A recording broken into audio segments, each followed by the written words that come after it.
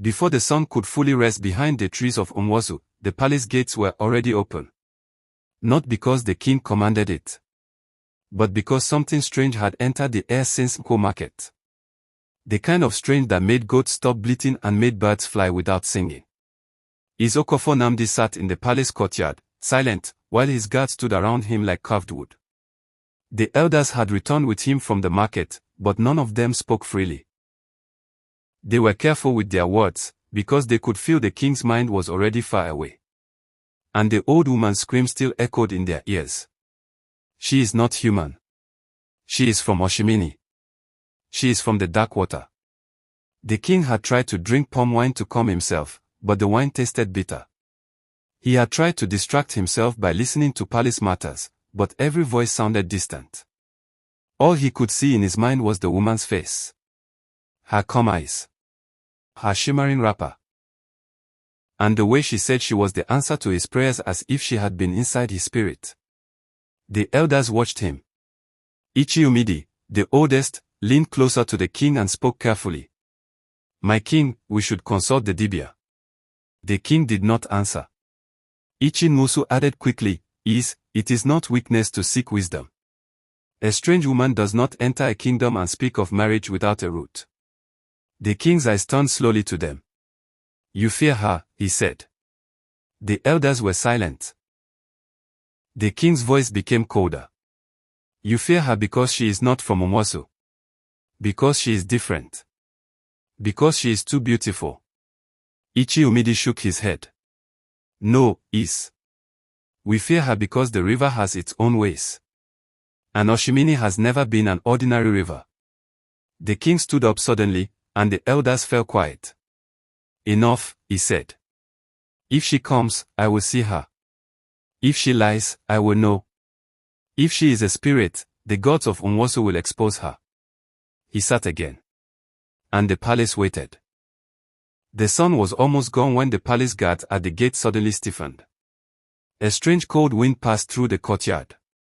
The torches that had been lit began to flicker. The guards looked at one another. Then the head guard, Ogwefai Onukochi, raised his spear. Who goes there? He shouted. From the road outside the palace, a figure approached slowly. A woman. She walked alone. No family behind her. No friends. No bride escort. No music. No women carrying her boxes. Just her.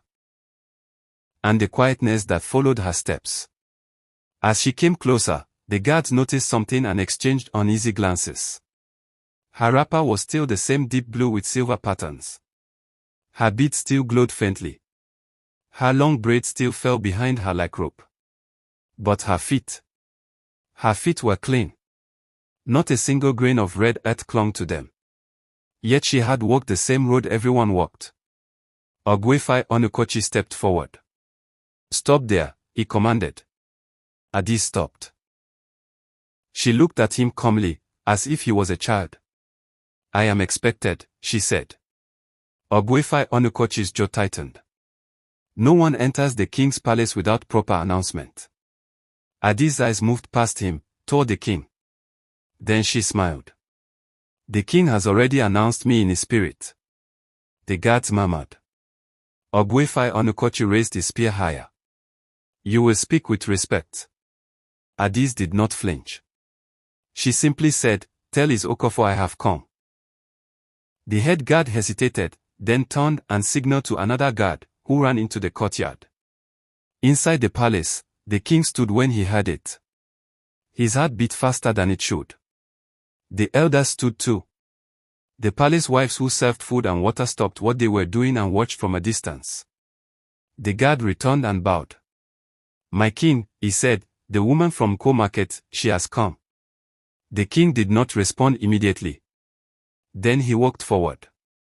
Slowly. Like a man walking into a dream. When the king reached the gate area, he saw her. Adis. She stood calmly. Not kneeling like others. Not bowing too low. Not acting like a woman begging for favor. She stood like someone who already belonged. The king stared at her. You said you would come before sunset, he said. Addis nodded. And I did. The king looked around. Where are your people? He asked. Where is your father? Your mother? Who will speak for you? Addis' face remained calm. I have no one who will speak for me, she said. I speak for myself. The elders murmured again. Ichi-Umidi stepped forward. Woman, he said, even a goat does not enter a man's compound without its owner. Addis turned her eyes to him. Her gaze was not rude. But it was heavy. Ichi, she said, you are old. You have seen many things. Do not pretend you have not seen this before. Ichi-Umidi's throat tightened. The king's eyes narrowed. What do you mean? The king asked. Addis looked back at him. You have asked for a wife, she said. You have asked for an heir. The gods have heard you. I am what they sent. The king swallowed. The elders exchanged worried glances. The king's voice lowered. You keep saying you are the answer to my prayers. But what do you want in return? Addis smiled. I want nothing, she said. Only you. The king felt a strange heat in his chest. The kind of heat that made a man forget wisdom. He forced himself to speak firmly.